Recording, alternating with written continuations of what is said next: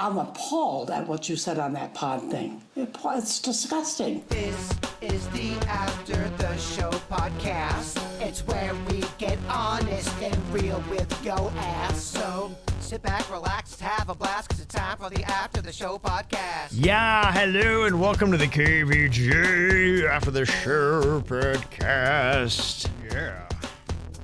One day away from the weekend, baby. Very excited. Very excited.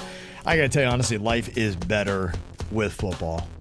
I can't even tell you. Tonight, NFL season kicks off. Chiefs at home at Arrowhead Stadium, a great place for a game. They take on the Detroit Lions. That's going to be on NBC at 8:20 tonight.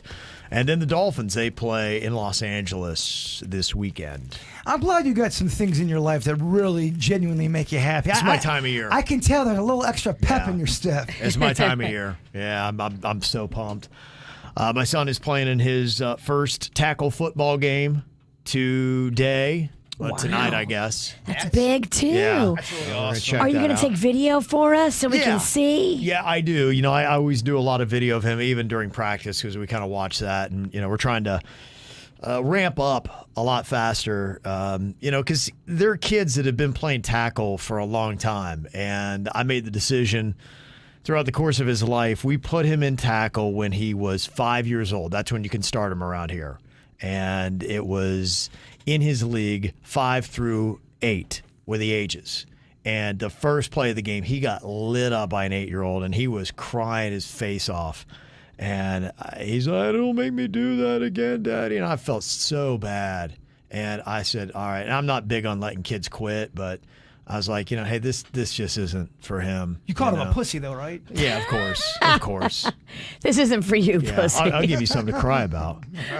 And so after that, I was like, you know, what does he need to do tackle for anyway? And I had heard so many studies. They were really doing the research on that. And a lot of stuff I had read was, you know, really it's not good to be taking, I don't think it's ever good to be taking those headshots. It's never good. Yeah, but they said especially as the brain's developing, you know, so to me, I kind of come up with the decision from reading stuff that after 14, if he wants to do it, we can do it. So now he's 15, and so, you know, I feel like he's kind of in that zone. But there were kids that were playing from the age of 5 in tackle, and so they're, you know, they're a good bit ahead of him. So, you know, we're trying to ramp him up. So we're doing what we can to try to get him there. I'm excited for him. Yeah, JV, man, it's he's on his way. Yeah, he is. So it'll be fun. I'll hopefully have positive news tomorrow. Look, if he doesn't break a leg, I think it's a win. So, looking forward to that. Oh, my gosh. I hope he doesn't break a leg. Ugh. You never know. Oh. You never know. But I'm sure he'll be okay. I'm so happy that Rocco has no interest. We were asking him the other night because somebody had sent me all this stuff about kids hockey here locally. Because Panda did hockey. Panda loved hockey. I'm down with hockey because it's in the AC. So Right. I would be down with hockey. So I pulled Rocco aside the other night and I was like, "Hey, Rocco, do you want to go like do this hockey stuff? Where you learn how to skate and then you learn how to play hockey?" He's like, "No." No. My gosh, no. He looked at me like I just farted on his neck. He was real back and disgusted. He has no desire. No. You would be so bummed out. I was like, "Mom, I want to play baseball." He's like, "Yeah, fuck." Oh, that's a tough one. Look, I grew up in baseball. You know I love baseball. It can be tough on parents, especially if you're a parent that doesn't really like baseball and you want to support your kid. Right. That sucks. I feel bad for you because it is long, and the more competitive it gets longer and hotter and more fucking insane. Outside, you deal with rain delays. It's terrible. Parents really are insane when it comes. I'm talking about the kids that are starting to get good and they're competitive and they're playing 13 up. Motherfucking parents are crazy. Yeah. And you start to see it develop around age 10. Like, all right, this kid's got his dad's a prick.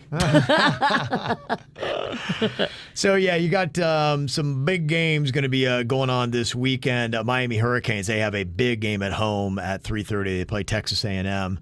And people are kind of trolling on the Canes because last year they played at Texas A&M and they had 107,000 people in the stadium. Miami doesn't get that many people. So They're giving away, they're doing BOGO deals where if you buy a ticket, you get another game free. So people are kind of trolling on them. Yeah, people say if you're a business and you're doing BOGO, that's the sign. And look, I'm only regurgitating. Right, yeah. I'm not saying this is the way this is the way, but they say, especially at a restaurant, if they're doing a lot of BOGO stuff, they're hurting bad.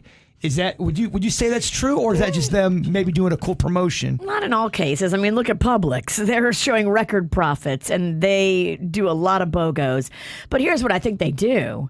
I think they might jack with the prices a little bit and make everything more expensive, so the BOGO costs them way less. Oh, really? It's odd to bring that up. I was looking at Publix BOGO just yesterday, and I was going, how the fuck do they pick BOGO? Do they have a Publix meeting, or is just the brand themselves saying it's BOGO? Who picks buy one, get one free? I bet you it's stuff that they've got a deal on.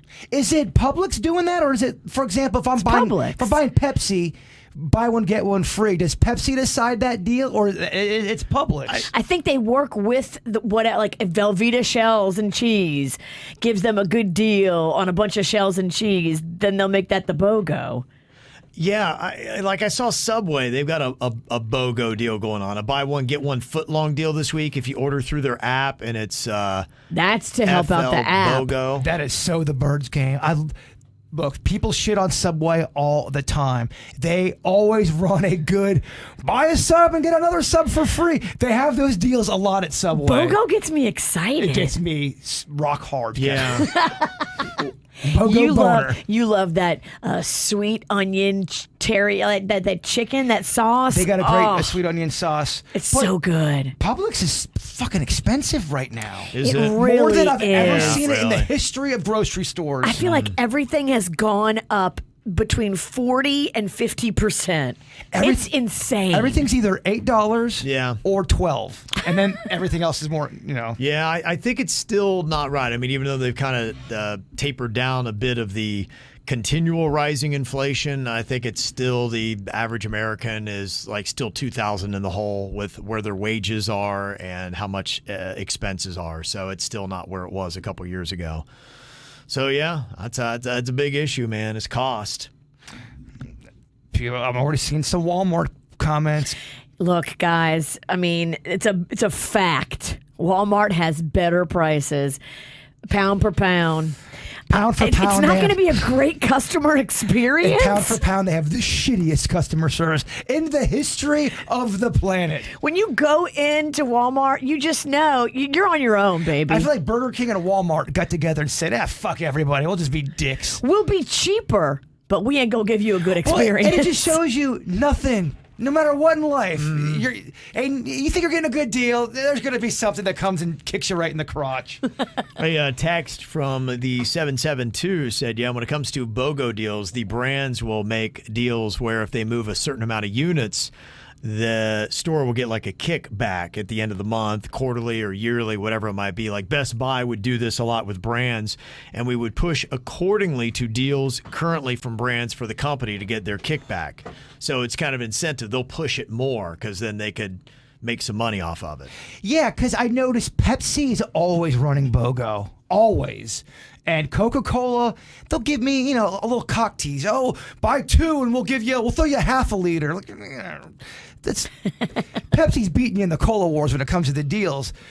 But that doesn't mean, Coke is shittier or less than Pepsi. That's the way the deals are working. Mm-hmm. Makes me think, Virginia. I know.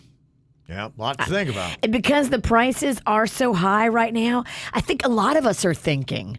A lot of us are thinking about things that we never thought about before. You're like right. Watching those numbers at the gas pump, watching those stickers on the eggs. How much is a gallon of milk? Like a lot of details that we didn't maybe put so much time into before. Now we're realizing it's adding up to hundreds and hundreds of extra dollars we're spending per month. And we all did not get raises of hundreds and hundreds of extra dollars per month. How much are you spending for eggs and milk? Yeah, how much is milk more expensive in DeQuesta? Because I know milk in Palm Beach Gardens is pretty hefty. It's very hefty. It depends, though. Do you go to Walmart or do you go to Publix? Because the milk ain't the same price in both of those. At the end of the day, go to Walgreens. The milk is the cheapest there. Walgreens? Walgreens got good deals. Walgreens really does. You better believe it or check not. those expiration dates, though. I didn't say the milk wasn't clumpy. I never said that. I didn't say it was going to be fresh. There are some great deals if you want to eat out this weekend. Pretty much all the big counties, the Tri-County area is doing their own little restaurant. I don't know if they're BOGOs, but they're at least where you can save money. Miami Spice is going on in multiple locations. In Miami-Dade, Dine Out Lauderdale is going on. And then I think Flavor Palm Beach is still kicking it, right? Oh, absolutely. This is Yeah. one of the biggest weekends. Flavor Palm Beach has caught fire. So many people are doing it because they have such a great lineup of restaurants this year. My girlfriend Carrie runs it, and she added a bunch of really cool options. Yeah. I did it last weekend. 1000 North, 3 courses, $68. Let me tell you, 3 courses at 1000 North is not normally $68. Right. That is a really good deal. Usually that'd be $7,000. Just, I guess, to throw it out again, I'm getting, messages. We keep saying it, but if you're seeing where we're asking for your credit card information on Facebook, that is a scam. Brother, someone sent me a screenshot of what this Virginia is sending out to our KVJ Nationers. This fake Yeah. Virginia. This fake Virginia is such a fucking jerk. And she's like, well, if you don't want to do our contest, don't listen to our show. I don't care. Go listen to somebody else. That's what's being sent out to KVJ Nation from you. It's fake. It's not us. We will not be doing any cash giveaways on Facebook. Any kind of cash you got to win, you win by calling the radio station number. You don't get any cash prizes by anything on Instagram, Facebook, X, Twitter. None of that shit. It's all going to be on the air is the only place you win cash. Well, one text says, well, what's the deal with the $1,000 cash Virginia's Facebook is making people register with a credit card to claim? And I responded back, I'm like, it's a scam. And they It's said, not me. They said, obviously, but poor people are doing it. You got to take that post down quick. I can't help it. It's not my Right. page. That's why you that's can't- what we're trying to tell people. We can't do anything. We report to Facebook. The next thing I'm going to do is I'm going to go to our legal department and see if we can actually sue Facebook. I've been sending you screenshots. Yeah. I get, seriously, no lie, I get about 100 of these a week. Right. Well, guys, just contact Facebook. Come on. No shit, motherfucker. We've been contacting Facebook and reporting these pages. You know what they did yesterday? They just started a new page. Yeah, so they Suits keep starting showed new pages, yeah. They're And then- pulling all of my pictures Well- from my real Facebook and making it look legit. And it's defaming our brand, and it is painting us in a bad light. So I'm going to go to corporate today and say, hey, can we sue Facebook and say you are damaging our brand and you are hurting people and you are not doing shit about it. And we're So telling you. Either you get this shit down or we're going to take you to court and sue your fucking face off. We're coming for you, Zucker bitch. Yeah. No doubt. But just know, spread the word. We're not asking anybody on Facebook for their credit card. No. We're not doing any cash giveaways on Facebook or Instagram or X or any of that.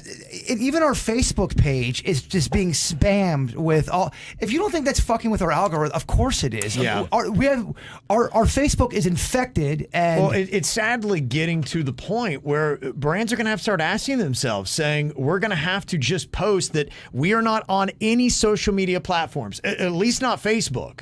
So if you see anything KVJ on Facebook, that's not us because we're not there anymore. And look, hey, it might push us to get to that point where we got to make a decision. Because at some point, fucking with our audience that badly and being bad for us is something we got to say, okay, what's the pros and cons of this? well, what have you done for us, Facebook, other Yeah. than give us fucking just headache after headache? You don't even give us good numbers. You're trying to ruin our relationship with And we've KVJ Nation. We've literally had hundreds of listeners report this to Facebook because each time I get this message, I ask the person to report it. They report it, they screenshot it, they send it to me. Look, I reported reported it to Facebook.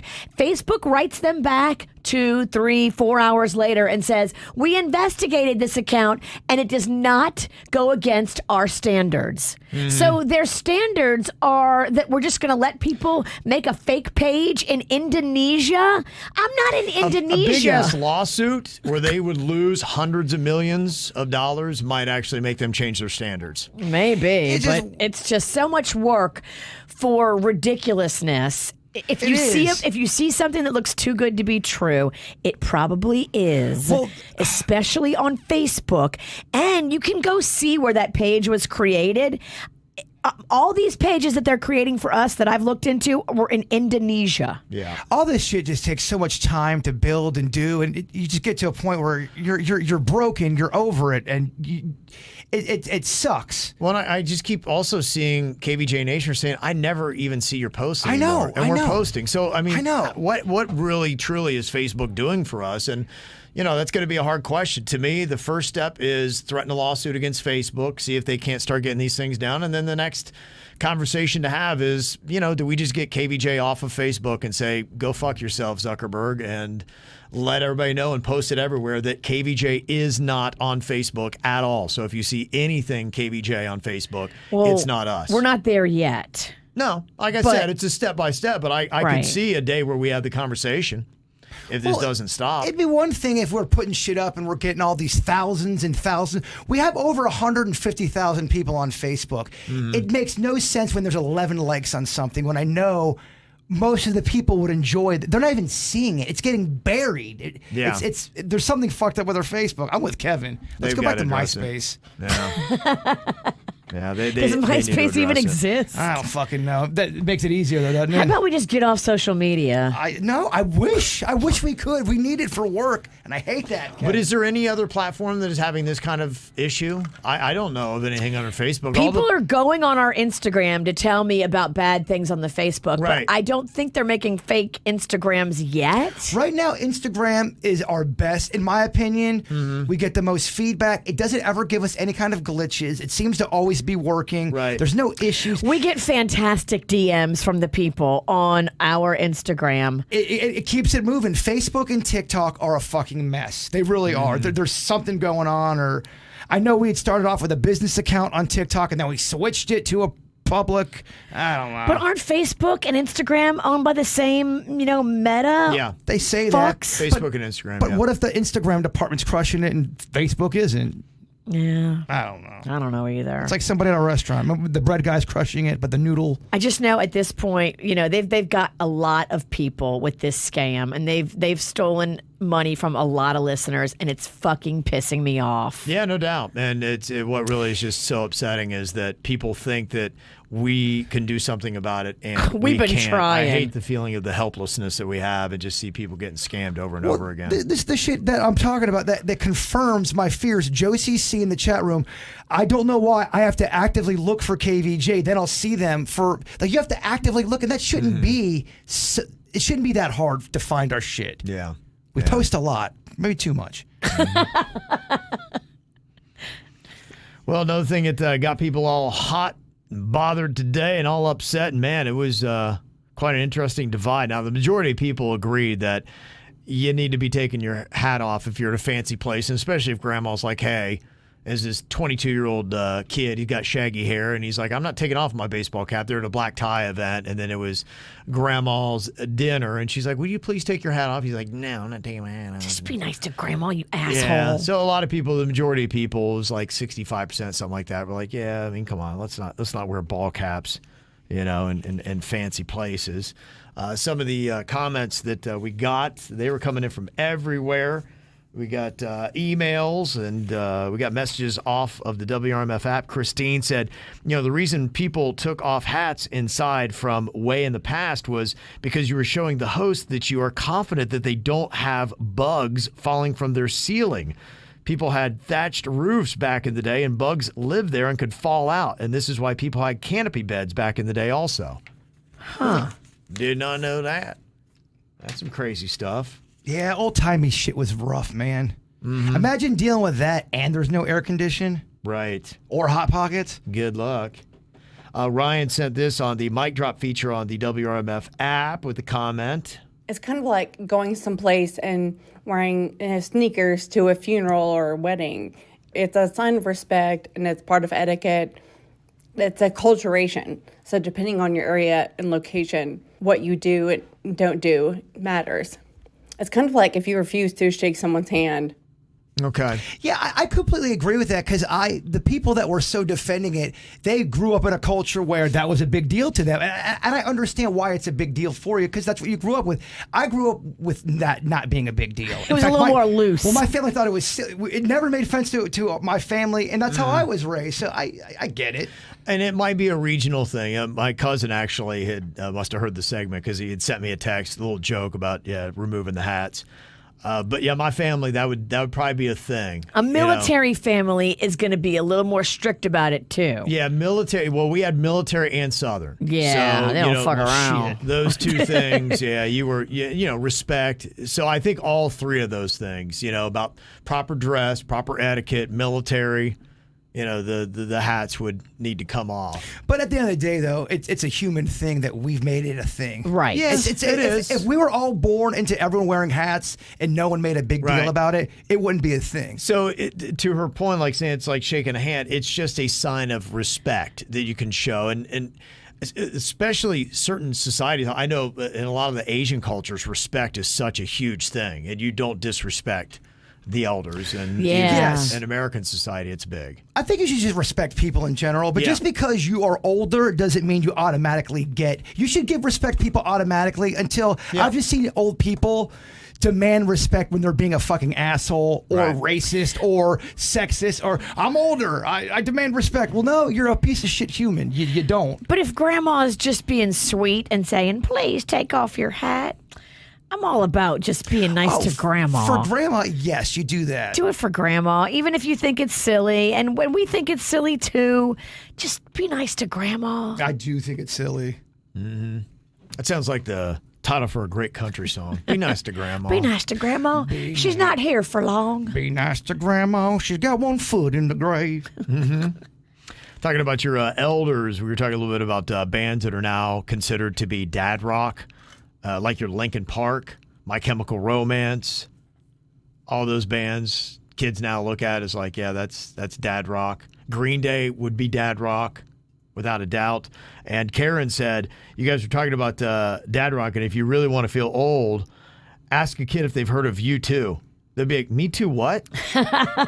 Oh, really? Yeah, she said it happened with my nieces. We said, no, U2 is a band. And they said, I'm in a band? And they're like, oh, man. I'm done. You want to punch yourself in the face. She said, also, side note, we live in St. Johns County, and our high schools start at 9:20 a.m. That is brilliant. Yeah, if our school board can figure it out, surely Broward could also. Yeah, because Broward's trying to get an exemption from the Florida law they had passed in May saying that, hey, we're going to start our high schools later. I think it was like 8:30 or later, something like that. They can't start it before then.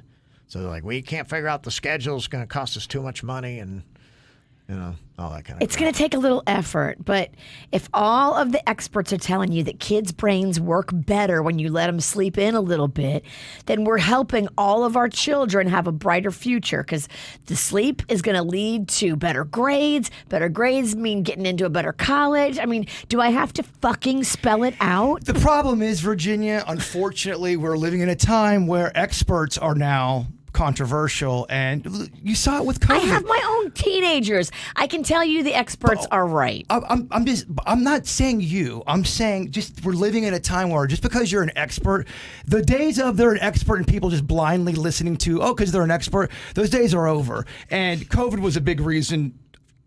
A lot of experts were talking, and there's a lot of confusion too. I'm just saying there's a new way of looking. The teenage mind, it just functions differently than the adult mind. And it does. It's not. It shouldn't be about. Oh, we're not going to believe the experts because experts are. No, it's a fact. Think about your own teenagers. Think about when you were a teenager.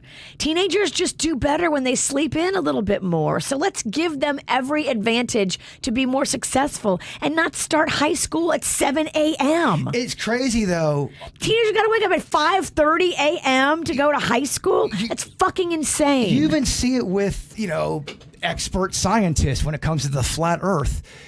And you get people who have been online all day just reading flat earth shit, and they'll have arguments with the scientists who are experts in the field of, what they're talking about. No. But no, they know more now. No, I think it's, when I look out the ocean, that shit looks flat. And the experts are trying to be cool. Like, but here's the reason why. And if the experts were being real, they would be saying, shut the fuck up, you dumb fuck. You're so stupid. Right. Yes. But there is clap back on experts these days. I don't think it's right. Talking the way they feel.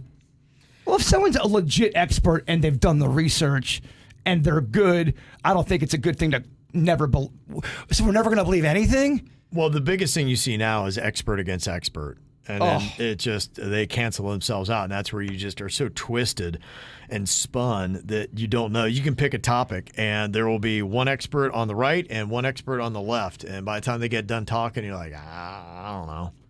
If you can't trust an expert, who do you trust? Well, that's what's going on. I mean, your own natural body algorithm tells you when it's dark outside, you sleep. When it's light outside, you get up. I mean, just going with that alone, having a teenager wake up at 5:30 a.m. so he can make it to high school by 7 a.m. is fucking insane.